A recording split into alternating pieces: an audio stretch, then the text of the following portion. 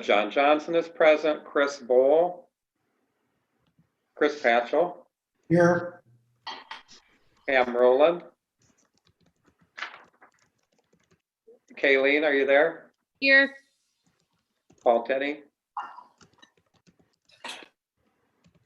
Yeah, Paul's there. You're on Yeah, mute. he's here. Here. Can you hear me now? We can hear you. Okay. Sean, do we have any guests? Not that I'm aware of. Were we going to have a city attorney give us some input, or they?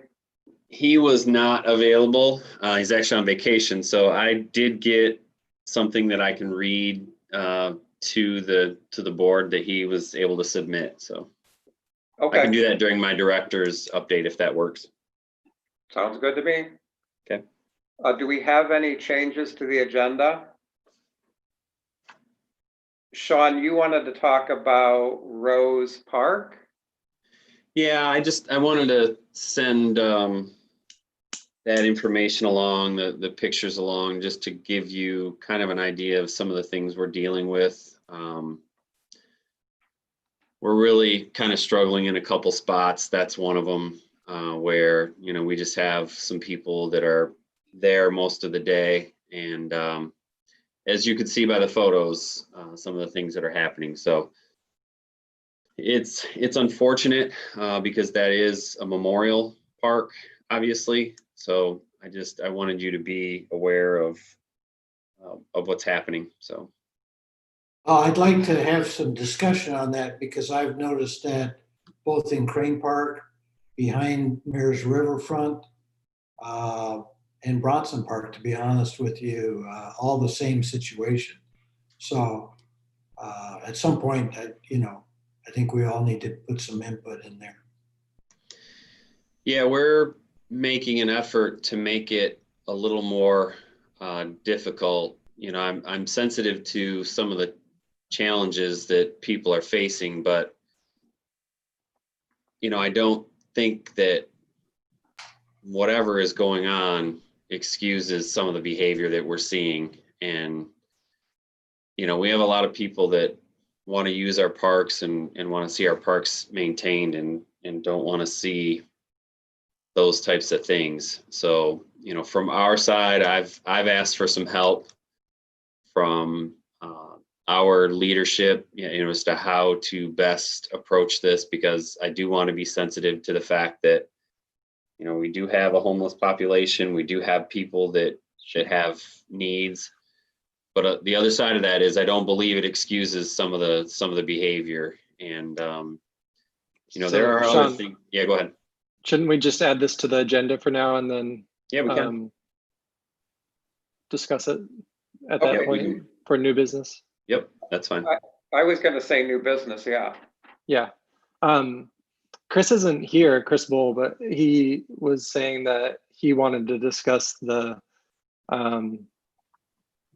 Proud Boys type event. If they would ever come to the board asking for space, what our reaction would be. Should we discuss that? That can be new business as well, because I have a statement from our city attorney, assistant city attorney. So yeah, let's add that. Yep. Yeah, that's what I was thinking too. And then the old business, I think we wanted to discuss progress on the Glen Park bike trail. Yep. You're on it, Paul. That was everything I was going to say. Do we have any special presentations? Nope. Approval of the March and July minutes. Has everyone had an opportunity to look at those? Yeah, I'll motion to approve both minutes. Do we have a second? Second. All in favor? Aye. Aye. So approved. I'm sorry, who was the second? Chris Patchell. Okay, thank you.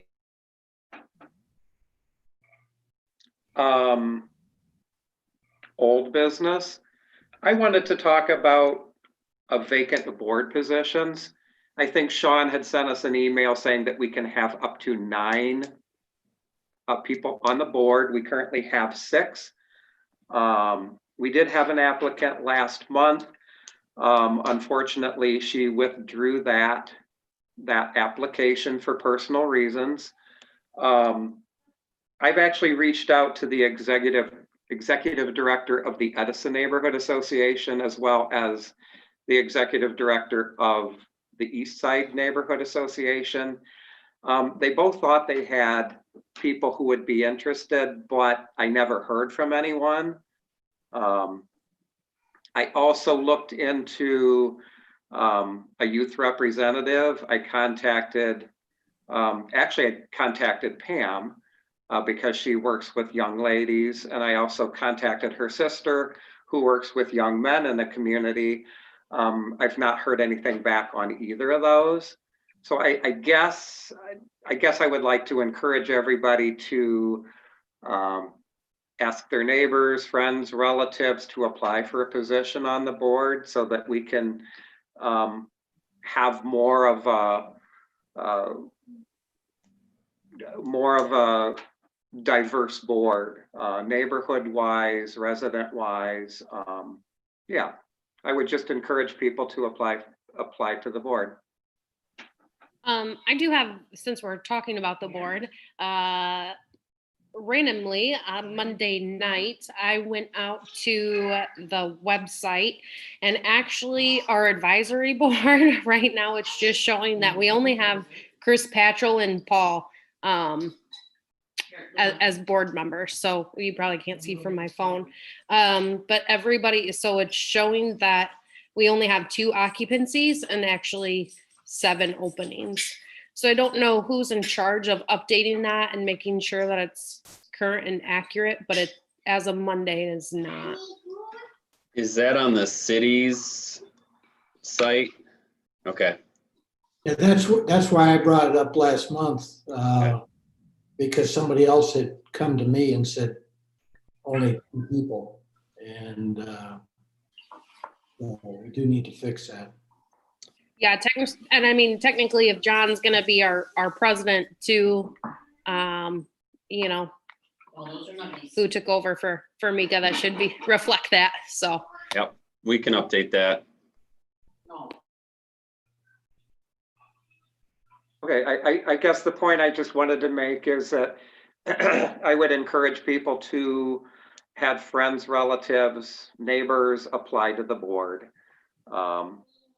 Yeah, I would like to see a larger board just to get a lot more input from different perspectives. I will have Amanda, who's listening right now, see what we can do from a social media standpoint.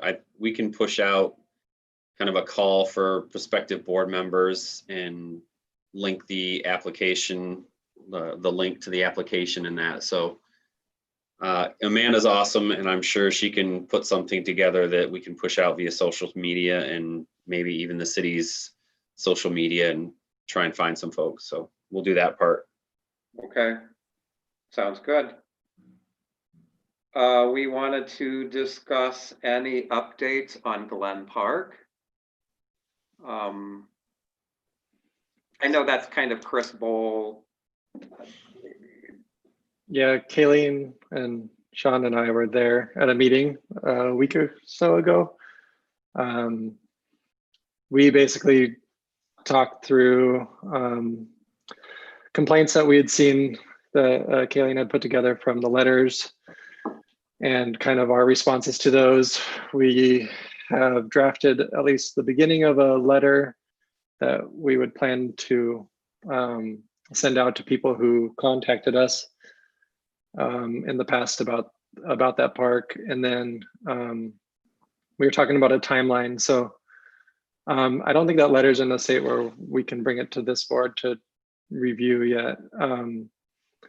But I guess at the next board meeting, we'd like to have a letter that our little subcommittee made, and then we could review it with the board and see what the status, I guess, or what people think from the board's perspective. And then we were planning after that, we would go to a Winchell neighborhood meeting to discuss with them the plan. And then the next step would be like city commissioners meetings to see if they would approve the park. I think that was about the rough timeline of things that we would find.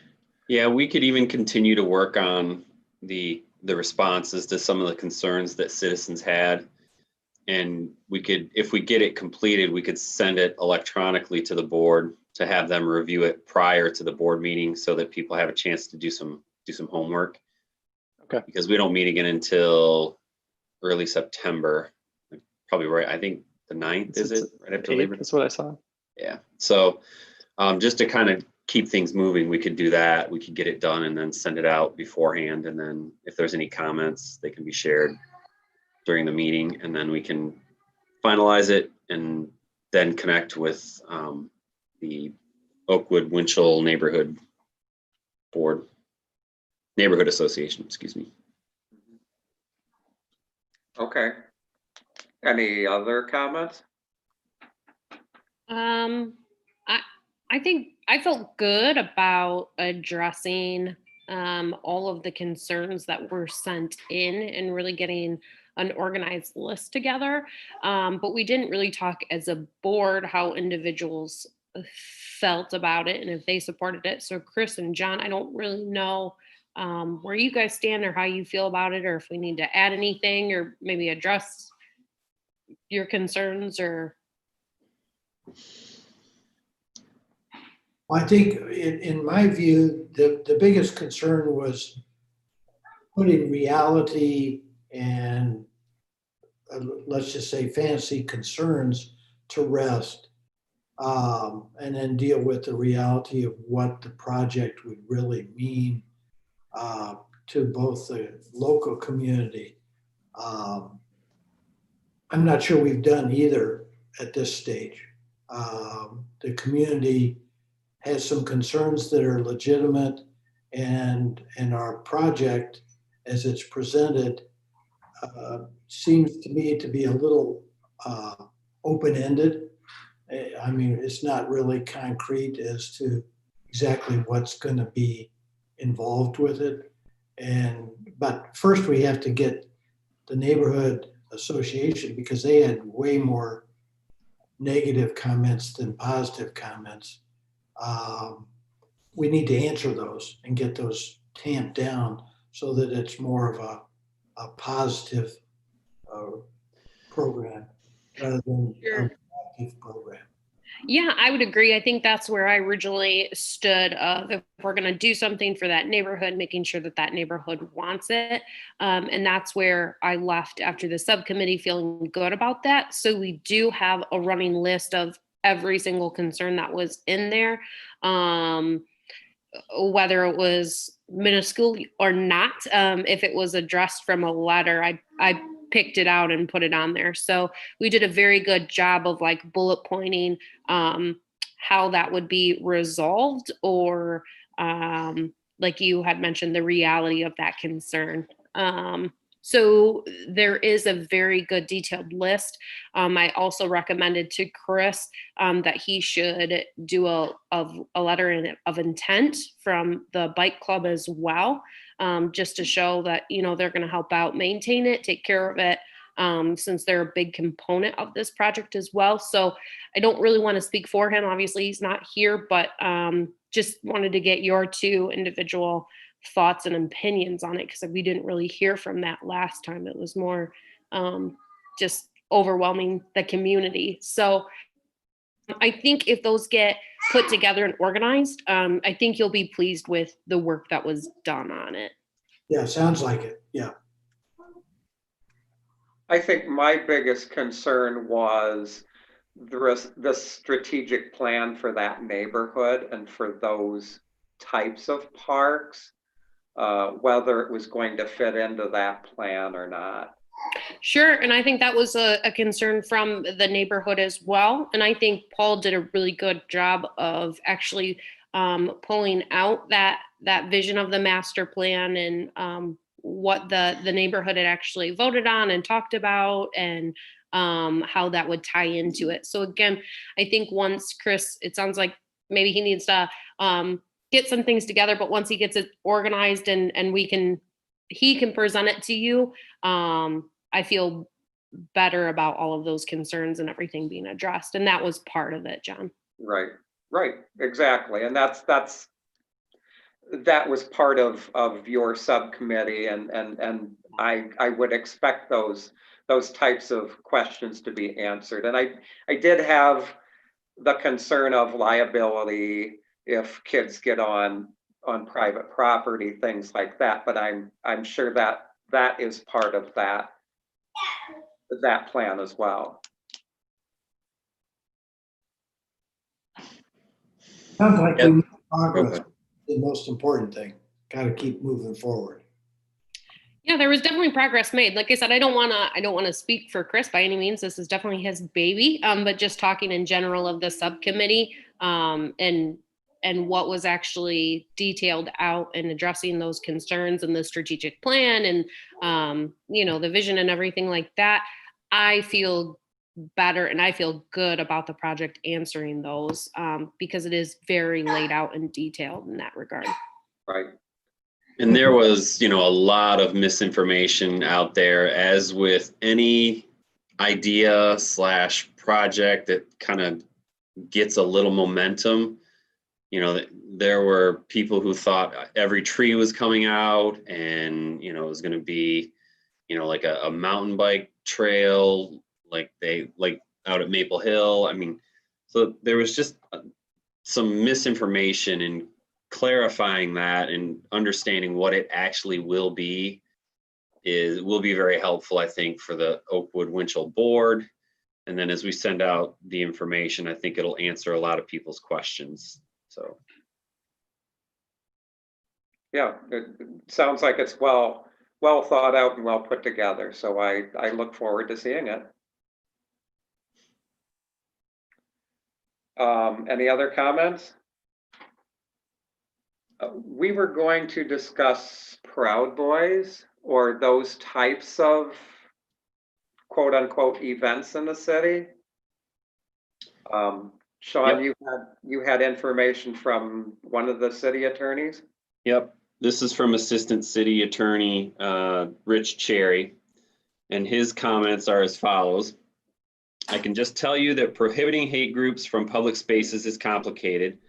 Our parks may be reserved via permit, or groups can just show up, which does happen often at Bronson Park. There are a lot of groups that show up. There's not they don't need a permit. Now, if somebody else has the park reserved, that's a little bit different issue. And Rich goes on to say, if the space isn't previously reserved, there isn't anything we can do to kick them out. Hate groups are allowed to present their message as long as it does not call for the incitement of violence. Even then, the threat of violence has to be imminent. That is where it gets tricky, because their message oftentimes leads to violence. Municipalities are often put in a bad spot because the First Amendment protects their freedom of speech and assembly. Municipalities are best, in my opinion, to have dedicated areas for public discourse that requires a permit, giving these groups and others a limited time to present their message. These types of restrictions are content neutral and have been upheld by the courts.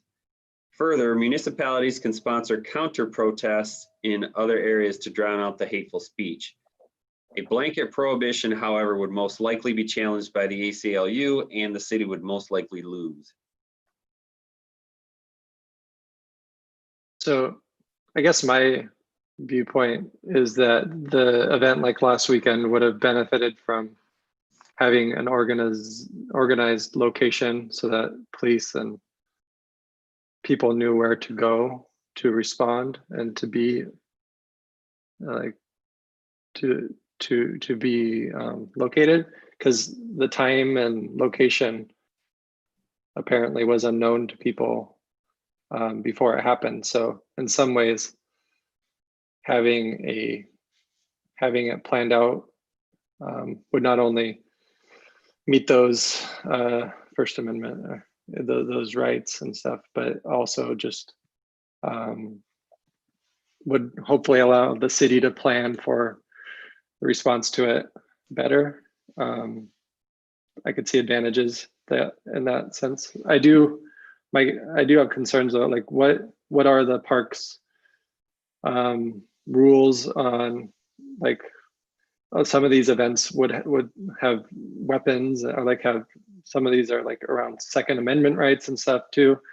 And so are people allowed to carry in parks? And like when it starts getting to that sort of topic, are those sort of things allowed too, or are those prohibited? And I'm not an attorney, but I know, and I really wish Rich were here. You know, Michigan is an open carry state, so people can open carry. I'd have to look at our city ordinance, but as it relates to parks, I was looking at it today and I don't think it prohibits. I'll look it up if you guys want to talk about other stuff, because I don't want to speak out of school. My only comment would be, and I was on the Parks Board a lot of years ago when the KKK came to town. And we were forced, and we spoke with the city attorney at the time, to approve their permit for Bronson Park, which is against, I would generally say, all of our moral principles. My question would be, is it possible that we could deflect any request from the, let's just say Bronson Park, because we haven't had a problem in other parks, and put them in Arcadia festival site, make that the for all protests versus you know, I know that they can still go, they have the right to show up at Bronson Park. But if anybody requested to have a protest of any kind, they would be automatically sent to Arcadia. That's my question. I guess my feeling is that they basically can go where they want to go because it's their First Amendment right. But the whole reason we're having this conversation is if they come to the board and ask a specific request to go to Bronson Park or some other park for a specific kind of rally, if we could say that all rallies of political nature or whatever are, I mean, we'd have to have an attorney write up the description, but those would all be centered in the festival site rather than a city park, which is commingling, generally speaking, private citizens from using the park. That's my concern, is that we boot out all the locals that want to enjoy some city park for a rally that's going to cause problems and potential damage to the park. I think that's where we have some flexibility as an advisory board to say, you know, based on, you know, what your group's plans are for the event and the expected attendance, you know, we recommend you go to the festival site or, you know, Bronson Park or whatever it may be. And that's where I think, you know, we can make some recommendations. I don't know if they have to necessarily, you know, listen to us, but if we make that recommendation and we get, you know, some of the other departments involved, like, you know, public safety can weigh in and say, yeah, based on anticipated attendance and we know from what's happened in other municipalities, it makes sense to be here. But from a legal standpoint, and I'm not an attorney, that's where we'd want Rich to chime in and say, can we say no? You're requesting Bronson Park, but we're saying that's not a good fit for your event. And, and in fairness, of course, they probably wouldn't see it that way. We have made those types of recommendations. It seems like it was probably 4 years ago now. And I don't know, I think John was on the board, and Chris, you might've been around. We had the gentleman that was going to do the big event at Knollwood Park. Yeah. And we said, yeah, that's not a good idea. It's not going to be there. It needs to be somewhere that can host that type of event and has some infrastructure in place so that, there's crowd management, there's not people sneaking in, all those things. For those of you that were there, I think that's where we did have the ability to say, no, this is not a good fit. This event is not a good fit for this park.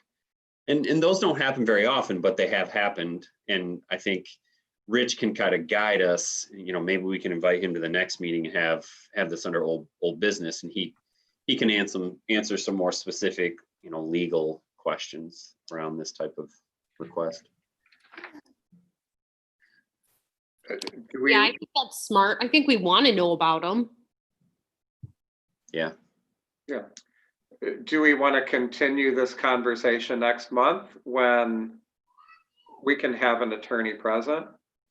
I think so, because there are a lot of questions and there's a lot of things happening as a result of, the Proud Boys coming to town. So, he can probably shed some light just based on the conversations that are being had, in and amongst city leadership too. So I will make sure to invite him to the September 8 meeting. And I think we just put this under our old business and revisit it. Yeah, I agree. And so, of course, if there is a different event in the park on that day, they would get rejected for that reason. So a lot of the times Bronson is busy. Well, they would be rejected, but they still have the right to show up, which causes the conflict. Even if it's being used for a different purpose. I thought it's still a public park. They can show up and make their speech. That's the problem. Yeah.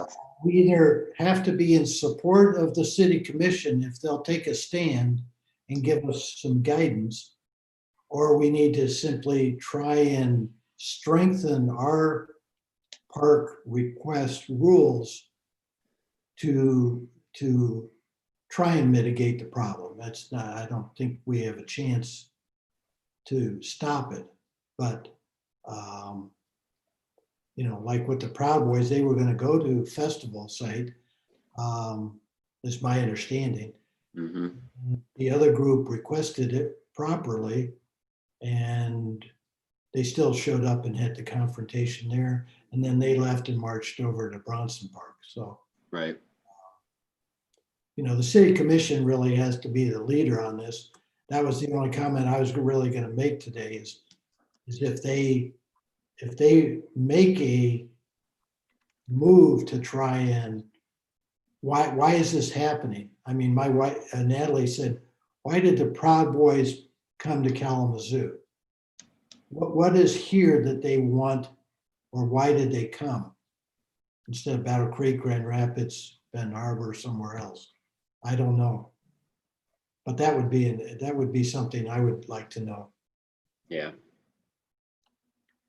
Oh, and I think with this type of group, Paul, they're going to do what they want to do. They're going to go where they want to go because that's their MO. I don't know that there's a lot that we can do other than involve public safety.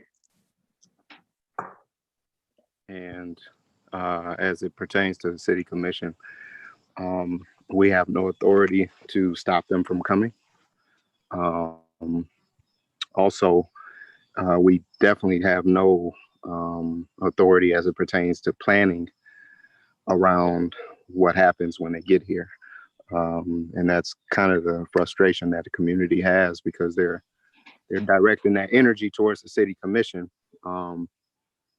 versus the city manager. And so that's kind of how it played out. Now, I guess my sentiments towards it all is, in instances like this, do what's right, and on the back end, we'll just have to deal with what we have to deal with which is, as Richard Cherry mentioned, litigation. So hey, maybe we got to go to court and fight it, and maybe we'll lose. That's fine with me, but we did the right thing. So those are kind of my sentiments towards it. Thank you for your feedback. Yeah, and I know that the city commission is doing a lot of work just to, as more of a debrief and, how do we prepare for the next time. Hopefully there isn't one anytime soon, but and I think by early September, like I said, I think Rich will have a little more insight into, how the city commission wants to approach things and how we can, best move forward and not have these situations in the future, hopefully. So.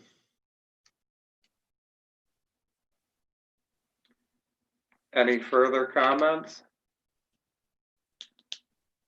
Old business, or excuse me, new business. Sean, you wanted to discuss the Rose Park. So I think I said most of what I needed to say. We're working hard to try and, minimize some of the things that are happening in some of our parks, but they are happening. And, I wanted you to be aware of some of the things that were going on. So. Question, Sean. So just last summer in July, wasn't it the VFW that came to us? That was a big component of taking care of Rose Park.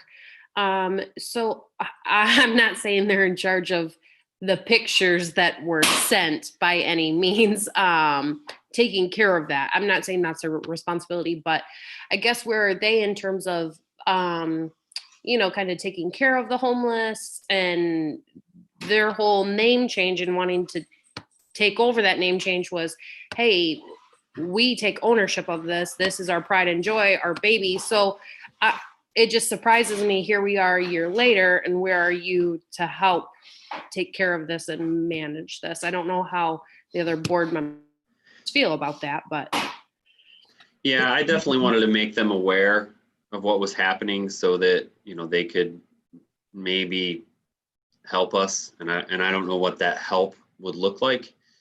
But my suspicion is that if they see how that park's being treated, they may have some volunteers get involved and either try and help the people that are there or do something. And again, I don't know what that looks like, but I will definitely reach out to some of those folks. I can go back into some old emails and find some contacts from some of the people that came to the board meetings about the name change. So I'll follow up on that. I just wanted to add to Sean's comments, and I drove by the park today, and the street side actually looks pretty nice. Where he's talking about where the bad activity is down behind it, out of street view. The same thing is happening Crane Park. There's people sleeping in that park, and they leave their trash and broken bottles and so on. Same thing's happening in Bronson Park. Same things happen in MLK, and I'm sure others. I know in years past they've caravanned or camped out down by Red Arrow Golf Course along the river. Those are just the places I'm aware of. I'm sure Sean's gotten emails about others. This is, I think, a serious problem for park usage of citizens that want to enjoy the parks. When you arrive, whether it's Bronson or any of these other parks, and people are camping out, and they're clearly camping out for days, it concerns parents with kids. It concerns older people in particular. But it concerns everybody. And I don't have an answer. So I just wanted to chime in that it's a serious problem for our parks. And I'll tell you, we have a couple spots, areas near some parks where we know there are some homeless people that are, you know, they've established a camp, but they keep to themselves. They aren't creating a huge mess. They're figuring out places to go to the bathroom that aren't, you know, in a park that's highly visible, that's, you know, they're not disturbing anybody, and they're not creating work for our team. Now, that I really don't have a problem with, because I know this community faces some significant challenges with homelessness. I was out in Eugene, Oregon, you know, 2 months ago, roughly. They have it way worse than we do.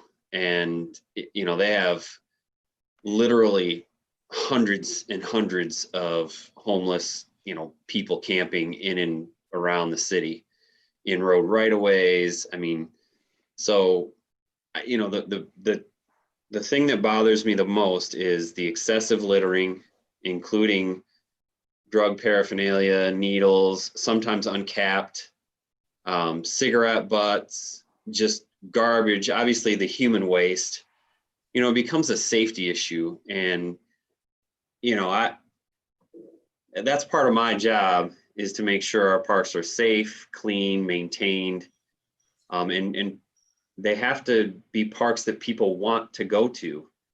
And, you know, if many of the folks took the approach where they kind of kept to themselves and picked up after themselves, you know, it wouldn't be as much of a problem. But, you know, it becomes a major issue. I think it was in the spring, you know, there was a large encampment behind Mayor's, and I should have sent some of those pictures on, because the amount of trash and drug needles, and, you know, the park coordinators had to dispose of, you know, a number of 5-gallon buckets that were used as toilets. And it's just, it's a real problem. And I know people on our team in the city are working on some of those things, but I've really gotten to the point where, and, you know, honestly, one of the saddest things that I saw recently when I went on ride-alongs with our park coordinators, just to understand some of their challenges and, you know, see the parks and things, was the way that MLK Junior Park is treated.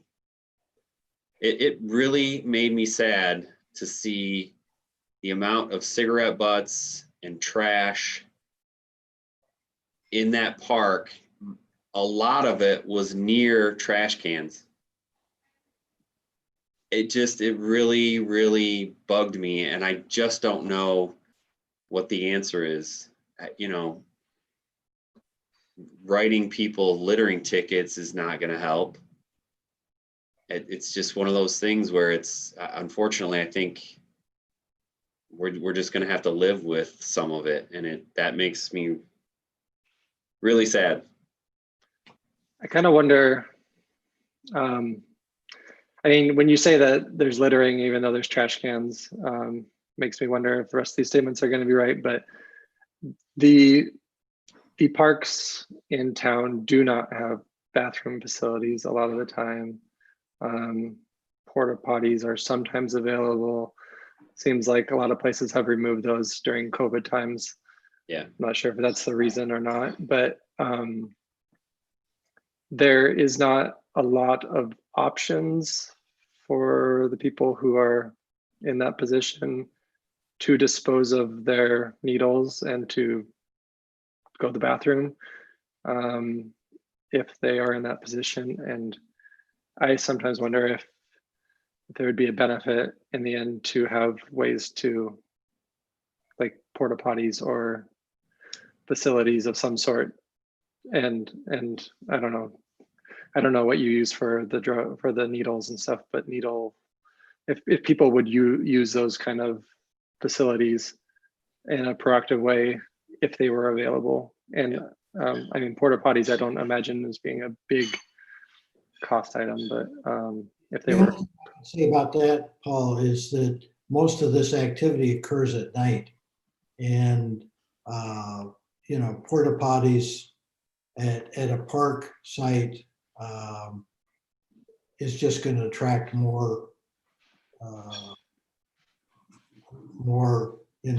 overnight camping type of activity. I don't see it during the day. Well, there's people that are there, they're clearly going to spend the night as well. But during the day, you can't really do much about them. It's the nighttime and the waste disposal and I don't know why there's so much broken glass.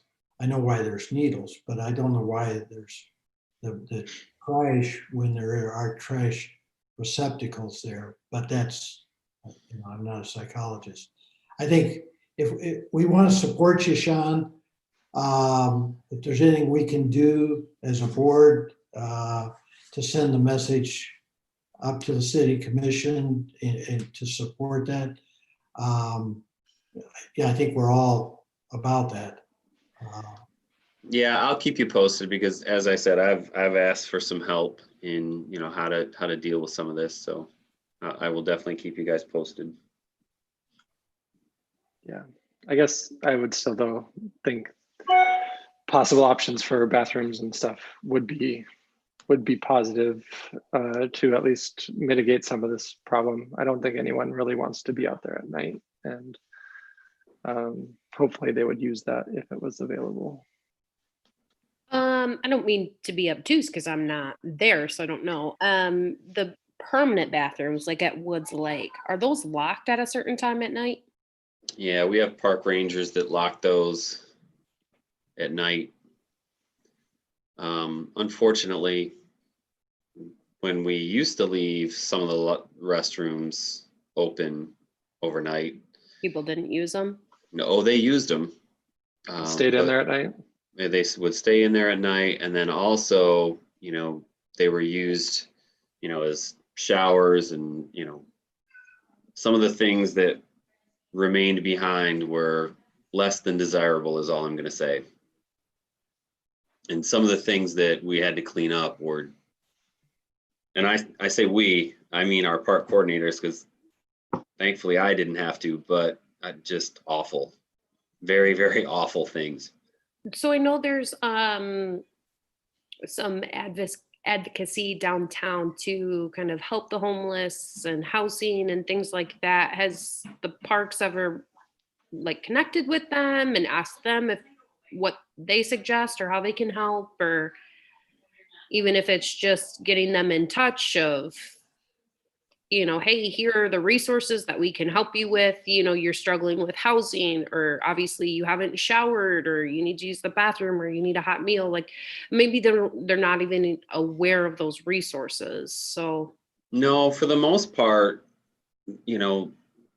people, and that's part of the reason that some people are here and some people come here, is because of the amount of services that are available. And I think at one point, and I can't remember who told me this, but at one point you could get up to 7 meals during the day if you kind of timed it right and bounced from the different shelters and facilities that offered meals. And so there's a lot of reasons to be here because there are a lot of services available, and that's a good thing.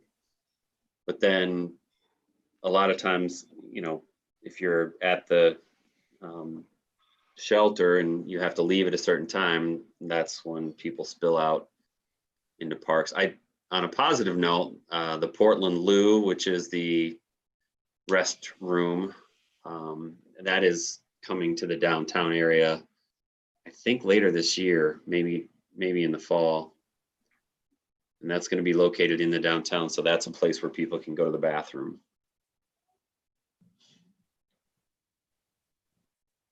Portland Lou. Okay.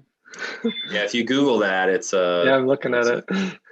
Of course he is. you can see people's feet under there, and you know, it's a small self-contained unit. But you know, that will help a little bit. But They did have a big problem in Portland. I lived there before here, so. yep, still having some challenges in Portland, I hear. Sure. Any further comments? Let's go to the event recommendations. We have Brianna Hill Black Lives Matter barbecue on August 30th.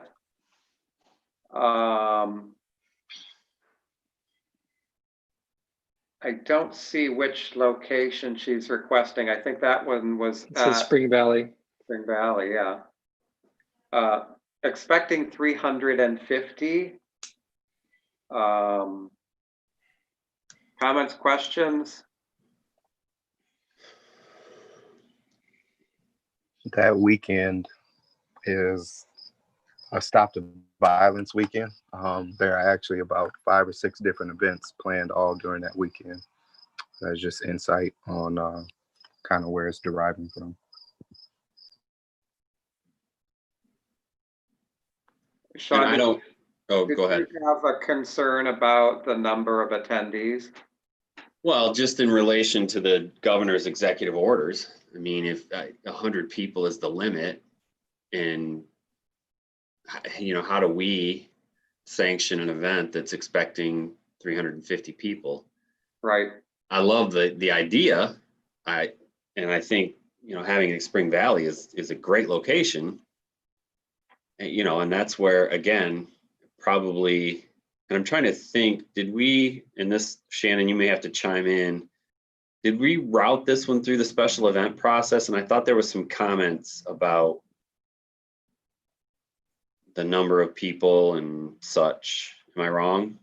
This is one that Ashton was working on, that was going through the special event process. Like, they have an application and everything for it right now too.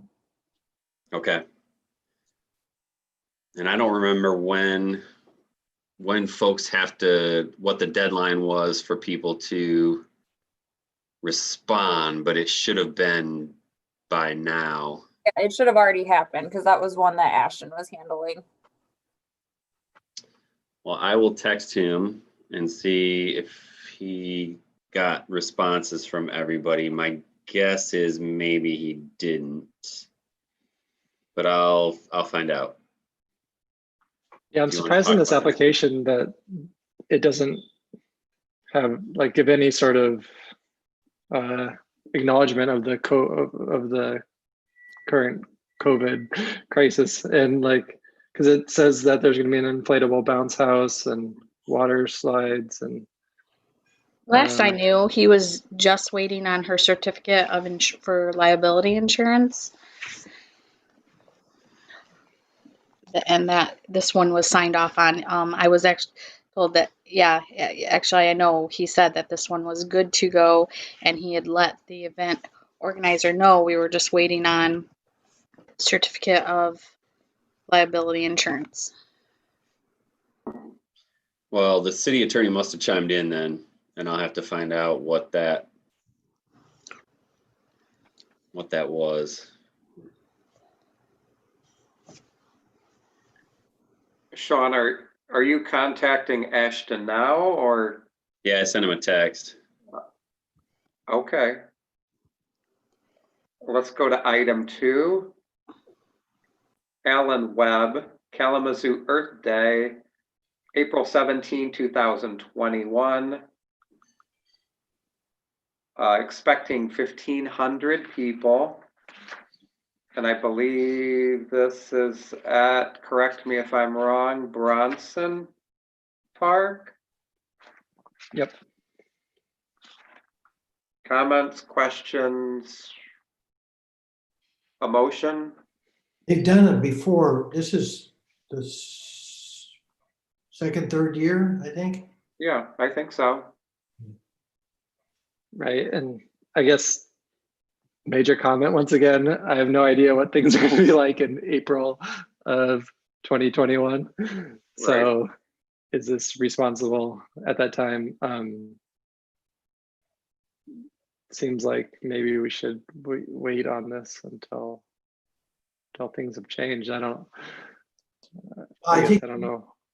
I know, Alan, and they're gonna change their program based on the situation. So I think we could approve it, with the caveat that they will abide by whatever state meeting regulations are in effect at the time, which they will. They may end up canceling it, but I'm not sure we want to postpone it or postpone approving it and have somebody else sneak in and take that location with a smaller program that meets the approval, I guess is what I'm saying. So this might help if I may. So there were a couple other events. I can't see the name of them, but essentially Clyde chimed in and said, I'm okay with both of these events, but the organizers must be aware that they will have to follow any executive orders in effect on the day of the event, which limit gatherings, require social distancing, and the wearing of masks. And he went on to talk about tents. This one of them must have been for Bronson Park because it says tents can't be secured with stakes, and grills must have a fire extinguisher nearby. So Yeah, I mean, that sort of language, if we can, I guess, say it that way, approval with that language attached, then both events seem more plausible to me. and I think from our perspective, we can approve these events. It's on the event organizer to follow the governor's executive orders. Who's going to enforce that? Sheriff's Department, but I don't know what their priorities are. I doubt when we contact them, can we at least say that in the Yeah, do we send out an approval letter? We can include it in that.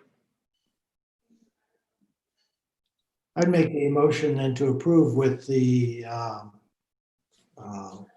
language to abide by the current COVID-19 restrictions or whatever legal phrase.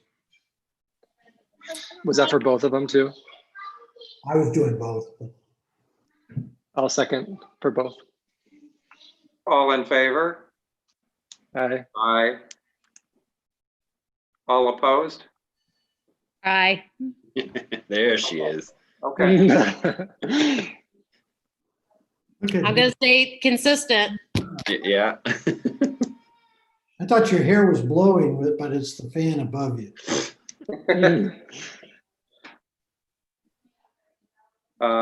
Item 3, Sabrina Pritchett Evans, Mothers of Black Boys United, September 13 at Bronson Park. She's expecting under 100 people. Any discussion?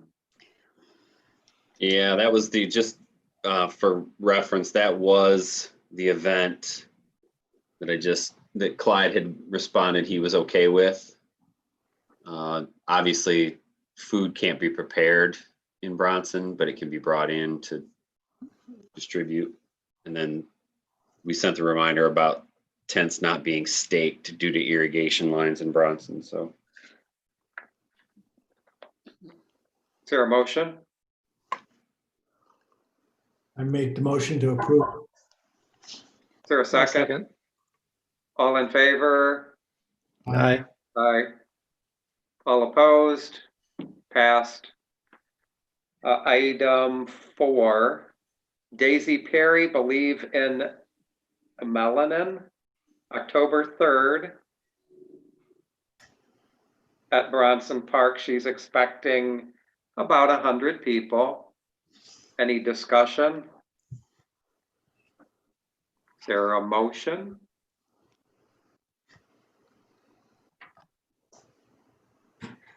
This one is in Bronson again on October 3rd. Okay. Yes, correct. I'm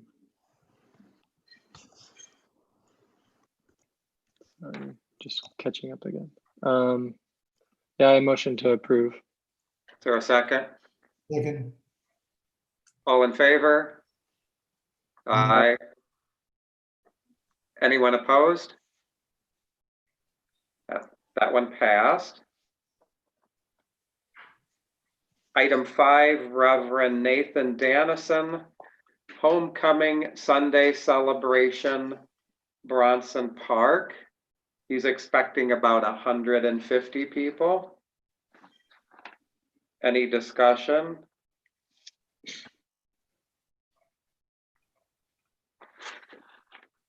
Is there? I guess I would motion to approve with the same language as in Sean's email once again. Is there a second? Second. All in favor? Aye. Aye. Opposed? That one passes well.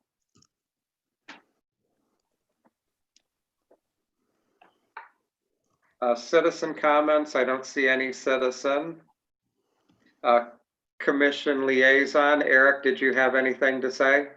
Let's see if Joe has any comments. We may not, but he would know if we had anybody. We have not received any citizen comments. Okay.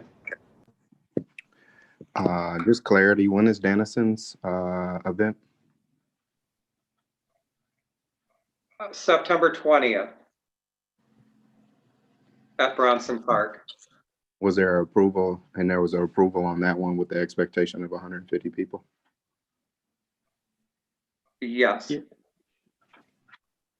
With the letter from, or the notice of the size of the event compared to whatever the Michigan governor's requirements are. I guess my inquiry, the other one earlier was not approved. Is there going to be, was that one? Nope. They were all approved. Oh, okay. My apologies. I missed that. Yeah, so anyone with over 100, I think we approved with just recommending the letter saying what the executive orders, to follow executive orders. There was a nay vote, and that was from me. And that's because anything that's over 100 right now, I've stayed consistent and said no because of the government order of no more than 100 people gathering. So, But they all did pass. Correct. Eric, did you have any further comments? No, thank you. I appreciate that opportunity to speak. We do not have Friends of Recreation. Well, Sean, can you say something for us? Yeah. The golf outing is Monday, September 14th. Sean, question on that. Yes. Sorry to interrupt you. Where is that posted? It's on the Kalamazoo Friends of Recreation site, which I can send you guys the link to that, and you can sign up, or if you want to be a tea sponsor, or Yeah, would you send me that? I had a couple of people ask me about it, and so then I tried to do some digging, and it is not obvious on where you can find it at. I will take care of that. I did see the 2 billboards though. Yeah, I saw one of them too. That's pretty cool.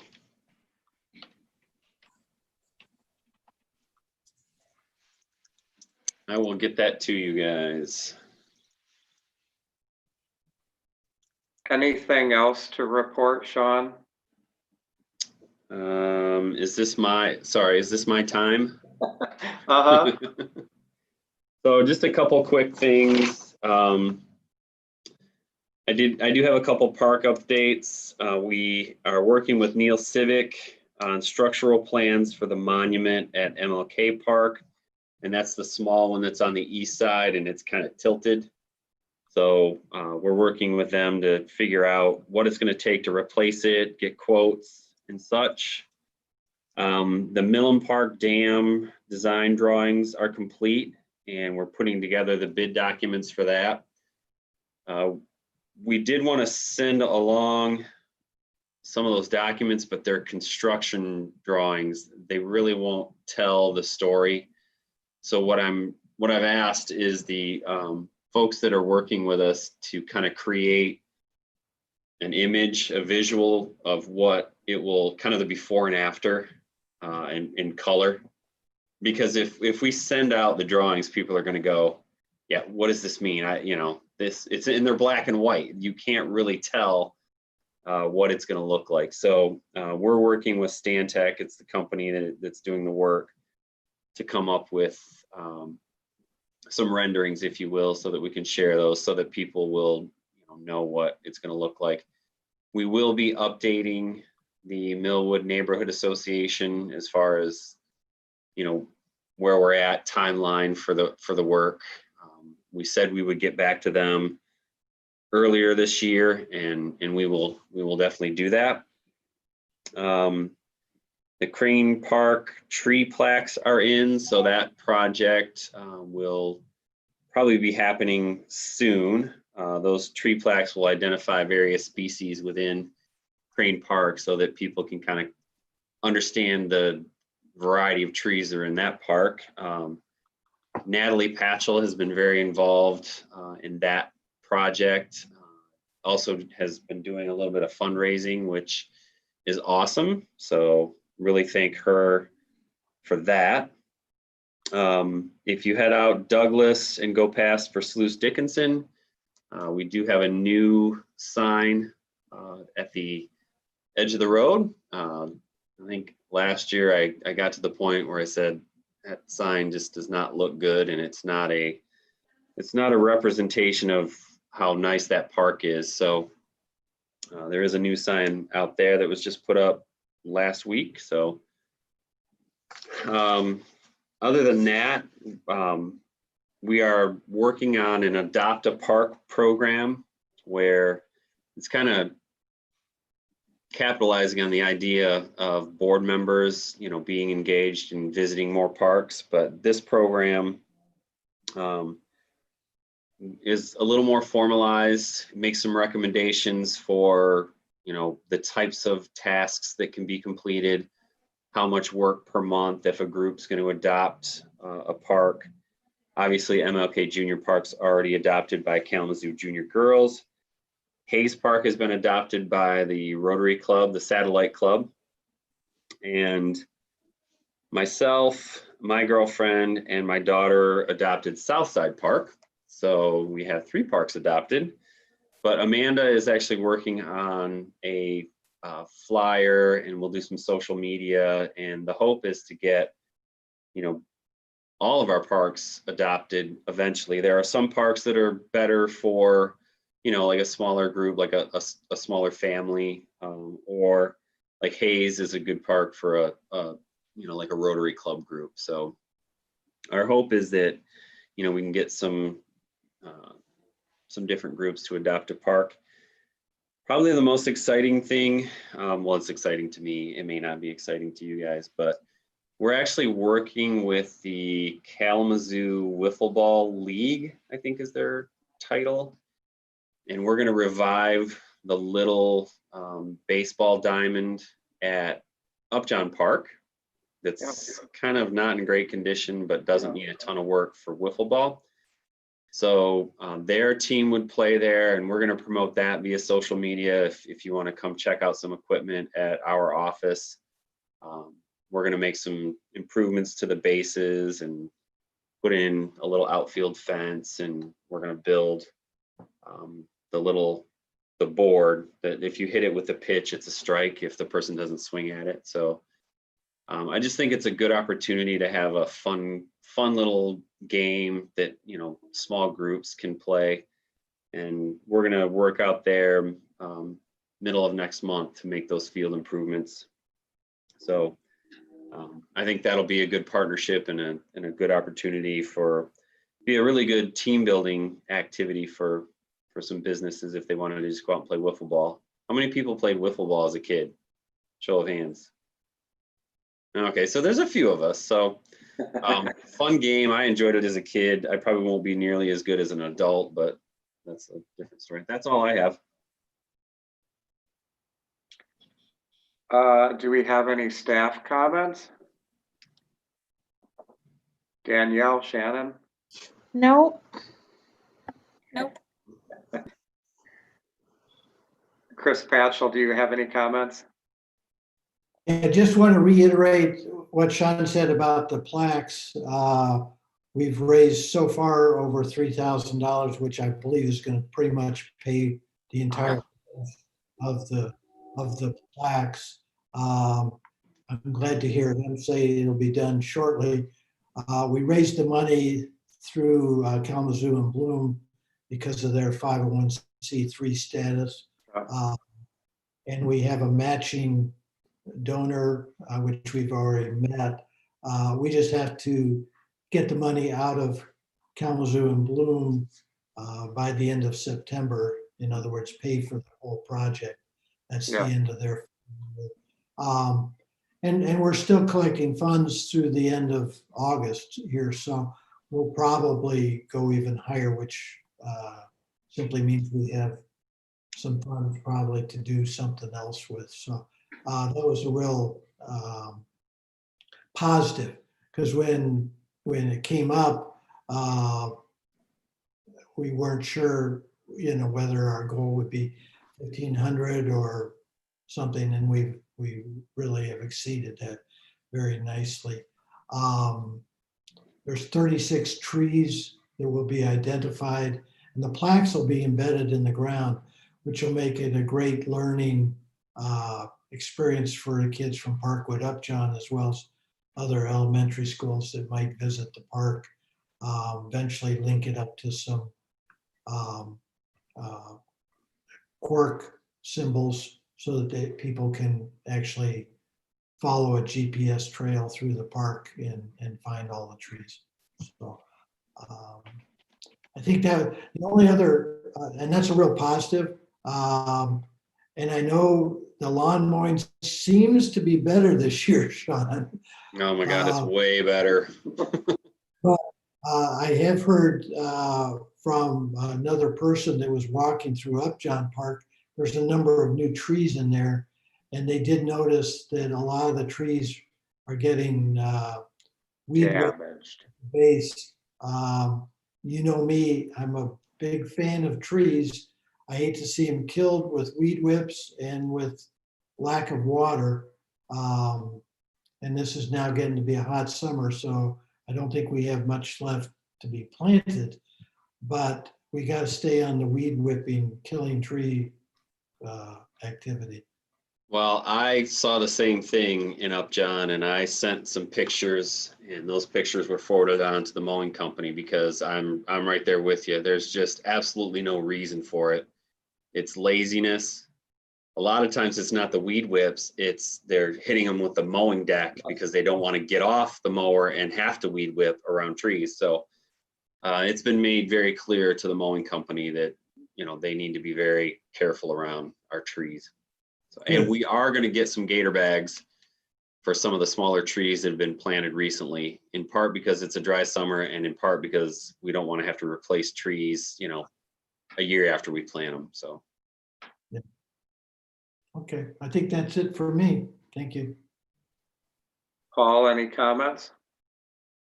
Yeah, I guess mostly I just would like to thank Commissioner Cunningham for attending the past two meetings. I've been on the board for at least 2 years, maybe a little bit longer, and haven't seen a commissioner come to our meeting ever. So this is a welcome surprise.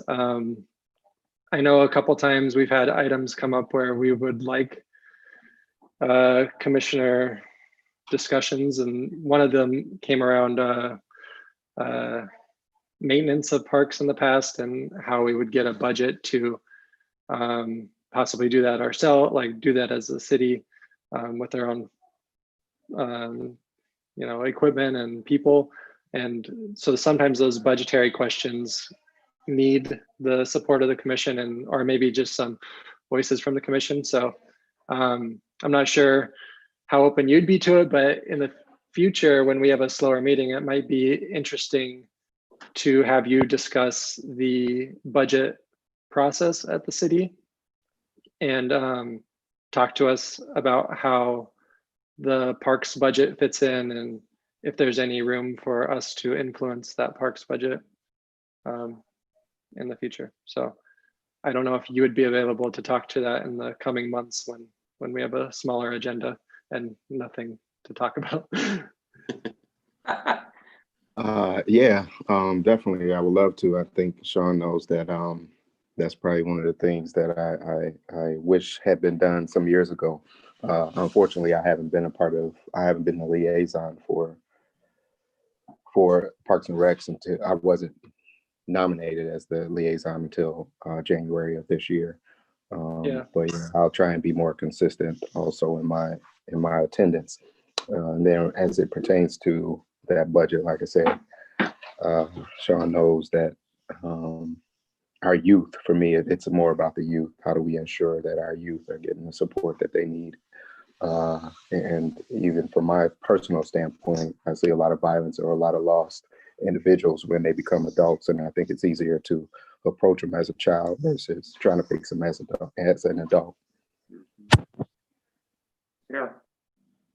I just want to say thanks to Eric as well, because he had 2 long meetings 2 nights in a row. And for him to be here tonight is, it means a lot to this board and it means a lot to me. So I appreciate it as well. No problem. Thank you. Kayleen, do you have comments? Of course. So first, I wanted to ask, we haven't talked about any of the summer programs at all and how those were going. And I don't know if you can talk to that, Sean, or Sure. Attendance and overall perception. And so, we had to obviously change how we operate based on COVID. So we didn't run our normal summer camp program. We kind of did a modified version. We called it Super Rec. It was kind of like summer camp, but it was different. We had a limit or a maximum of 20 kids per site, and we had them in pods of 10. Even prior to the governor's executive order, we had, kids and staff were wearing masks. So we were trying to be as safe as possible. We were doing temperature checks. So we probably ended up serving around 120, maybe more unique individuals. We had some duplication. Some kids came, multiple weeks. So we would normally serve well over 600. sure, Kids what was through- the goal COVID? I mean, obviously this throws a wrench in everything, but what was the target goal? We wanted to have 5 sites with the maximum of 20. We also ran a modified All Things Possible program. We had 2 3-week sessions. We held that at Station 5. So again, that would have served probably 60 to 70 kids, and I think we served around 40 unique individuals. So some kids did both 3-week sessions. So we obviously didn't serve the number of kids we wanted to, but we did serve some kids in our community, which was very important. But obviously with COVID, we really had to modify everything we did and couldn't serve near the number of kids we wanted to. But they went well, and kids had fun, and parents, I think, were very happy. And some of their kids were able to get to some programming. So Nice. The other thing I know I brought up was the city website about how that's not updated. I know the time is also incorrect. And then it says we start at 5:20, which I know we had talked about for a hot second. So that's incorrect. And then I don't know if we should put on there right now, like with COVID, we are doing Zoom. And so again, here's the number if you have any questions, concerns, comments, that sort of thing. You know, Yeah, we can look at that and update everything. That may actually be Amanda. I'll find out who updates it and we'll get it updated. okay. And then the last thing was, I know that we challenged just the board in general to kind of get outside, go to a different park that you haven't been to, just a different set of eyes on it. So I did go to Lacombe Saturday, last Saturday, and it was nice overall. It was clean. There was a lot of people there. They also had that outdoor theater play, Three Little Birds. I felt that they did a very good job of having it spray painted and social distancing circles, and wasn't a huge crowd by any means. I was a little nervous, obviously, with Proud Boys and everything, and tensions kind of running high, and just Kalamazoo in general. There was one blip of an altercation very quickly, and there was security there, and they handled it very well. So overall, I thought it was very well done. I know that they're doing it again at Bronson Park, and then I believe one more time. I'm not sure where it was. So would just recommend going to see that. It was short and sweet. It was 35, 40 minutes. You know, my boys were there. They were running around, obviously, but it was still good. There was a little bit of trash, not a ton, but I mean, I just walked around and picked it up. But overall, it looked clean, and people were using it, and I liked that they had and we're supporting Black business owners for that as well too. We went to the later one. I guess they did 2 showings. We went to the 7 o'clock one, so there was only one business owner left, but overall, it was just really nice to see a park that I think doesn't usually get a lot of community involvement there, and having people support that. So that was the park that I went to and enjoyed. And that's it. That's all I have. Good. Sean, I had 2 comments for you. I had one of Natalie's volunteers ask about the rededication of Crane Park. Is that going to happen? Yeah, we had those planned and then COVID hit. We were going to do some summer, grand reopenings. And then we were thinking fall, and I would say we probably wouldn't get 100 people typically, but I would think Crane we might, just because, there are a lot of people that love to see the flower beds, and just, there's obviously a lot of houses around that park that I'm sure walk to it and such, but I don't know. It might make more sense to plan for something in the spring of 21, because, hopefully things are better / different as it relates to COVID, but we'll wait and see, I guess. What do you guys think about doing something in, October, early October, late September? You talking for Crane or for just a general? We have 3. We probably do Crane, and probably at least 2, Crane and Reed Street. Yeah. I don't know. What is the thought of the board on scheduling those in the fall, knowing what we know right now? Well, I definitely think if we know there would be a larger crowd and we want the community involved for Crane, I think it should be held off till the spring. I would hate to not invite anybody who would want to be a part of that, and that includes the neighbors, which is a big neighborhood. So I think that makes sense to me, why you would hold off till spring of 2021. Now, Reed, I don't know if you think that would be a lower attendance and kind of a smaller.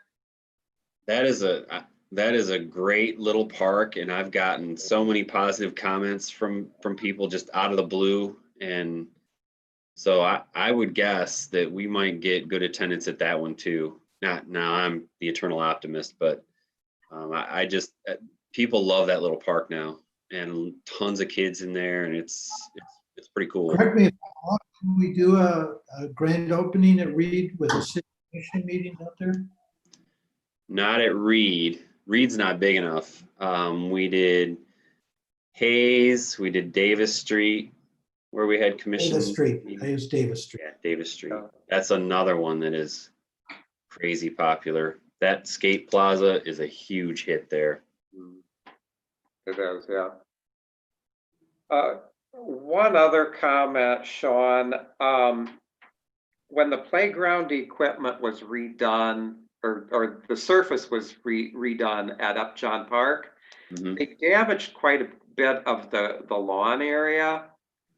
Could we have Patrick look at perhaps bringing in some topsoil or something to even that out? Yeah, they have to come back. The crew that worked on that, because there's a small crack, and that has to get fixed. It's under warranty, obviously. But I brought that up to Patrick as well. But I will remind him about the turf, because it was kind of rutted up and it's kind of lumpy and chunky. So I will definitely, I will bring that up again. Yeah. That's it for me. I would like to reiterate what Paul said about Eric's presence. I've been on the board, I think, since 2011, when Barbara Hamilton Miller was our city commission liaison. We've not had a lot of responsiveness from our city commission liaison, and I certainly appreciate your input.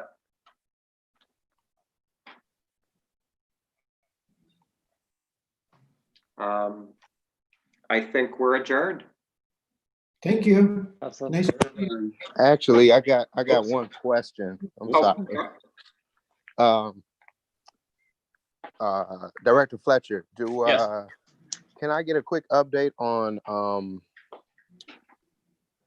the killing of the weeds that I requested earlier? We did spray at MLK. Okay, yeah. Can we also get out to Millen Park? The weeds have grown up through the sand in the play area to the point where it's pretty much, as kids play on the little play area, they're playing with the weeds too. Yeah, so on my travels Tuesday, Carter has Millen Park, and I did point that out. So I'm hoping that has already been addressed, but if not, I will make sure it does get addressed. All right, yeah, I drove by there today to double check on it. It wasn't done as of probably about 1 o'clock. But thank you, I appreciate it. No problem. Thanks, everyone. Go ahead, Chris. I said, thanks, everybody. That's all I said. I appreciate everybody's flexibility with the time, and I say we're adjourned. Have a great week. See you next month. Everyone.